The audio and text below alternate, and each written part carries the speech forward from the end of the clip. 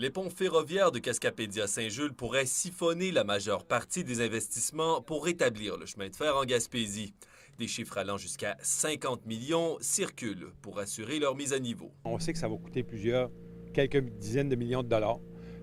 On ne sait pas de l'ordre de combien, parce que les défis techniques sont grands. Les structures datent de la fin du 19e siècle et ont besoin de travaux majeurs. On parle même de retirer les piliers et d'en faire un pont autoportant. C'est officieux, c'est pas officiel, mais on s'attend à ce que ça coûte, c'est assez dispendieux pour réparer ces deux ponts-là.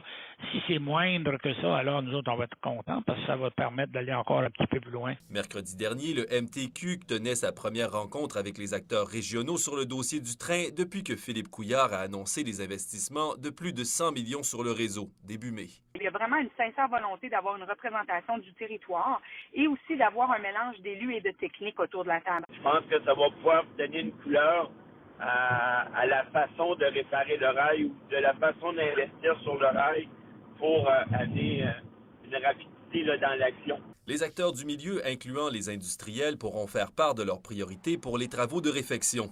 Durant ceux du pont, il faudra assurer le passage des marchandises, comme les pales d'éoliennes de LM Wind Power et aussi le ciment de la cimenterie McKinnis qui circulera bientôt. Il ne faut pas nuire au trafic.